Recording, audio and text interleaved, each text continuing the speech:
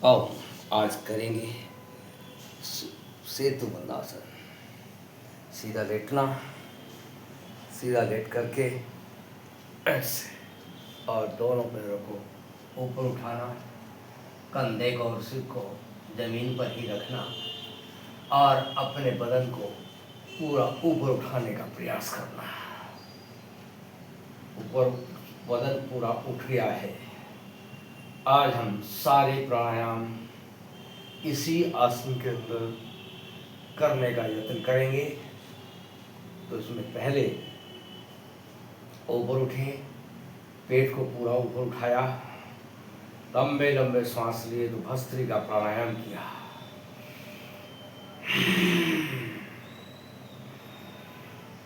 भस्त्रिका प्राणायाम के साथ सेतुबंध आसन, पुल बनाना, अपने शरीर को पुल के समान कर देना। केवल आखिरी कंधे का छोर जमीन पर टिका हो, पूरा बदन ऊपर उठा हुआ हो, ऊपर की तरफ खिंचा हुआ हो। कमर के दर्द वालों के लिए बहुत विशेष लाभदायक। कमर के दर्द, गर्दन के दर्द अपने आप स्वतः ही ठीक होते हैं। और यहीं से हम करेंगे कपाल भाती प्राणायाम का अभ्यास।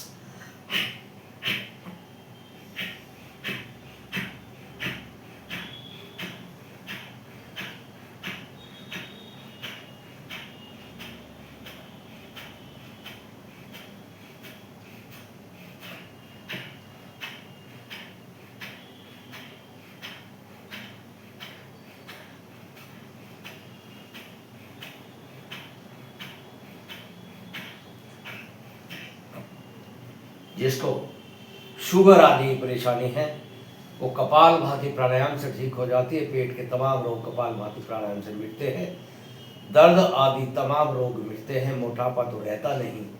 तो ऐसे हम एक एक आसन में अपने प्राणायाम का अभ्यास करने का हम प्रयास करेंगे तो विशेष लाभ हमें मिलेगा। और यहीं से हम करेंगे बाह्य प्राणायाम का अभ्यास।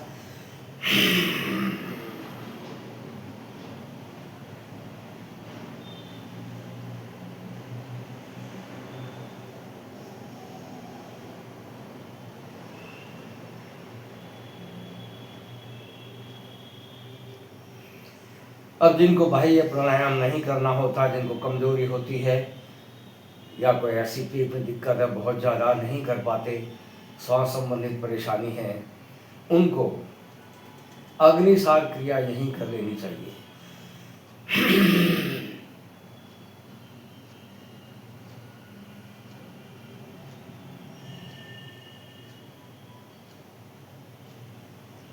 ऐसे अग्निसार क्रिया कर लें। उज्जाई प्राणायाम कर सकते हैं जिनके गले की परेशानियां हैं, गले में दिक्कत रहती है, खांसी ज़्यादा होती है। उज्जाई प्राणायाम।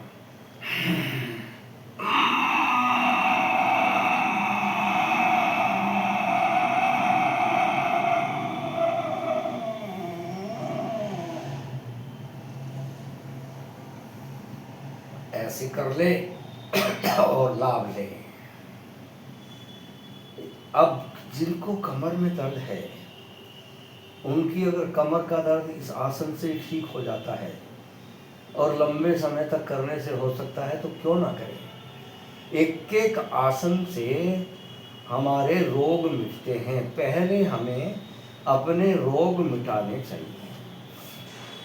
रोग के अनुसार हमें आसनों का प्रयोग करना चाहिए, उससे हमें लाभ लेना चाहिए। तब हम और व्यायाम करें, सारे व्यायाम करें, हमें कोई दिक्कत नहीं। लेकिन जिनको जो रोगी हो गए हैं उनको पहले अपने रोग के अनुसार आसन व्यायाम प्राणायाम करने आवश्यक है। और यहीं से आप अनुलोम विलोम प्राणायाम का अभ्यास कर लीजिए।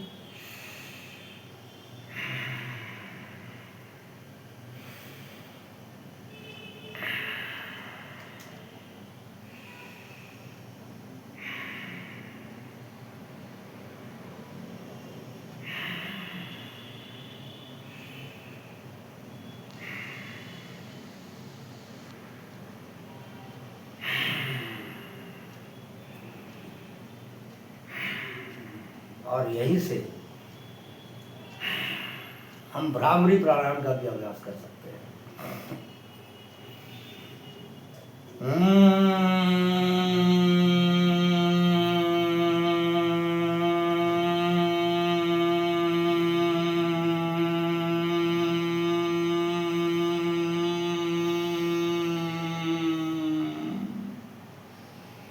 उद्गीत प्राणायाम भी यहीं से कर सकते हैं।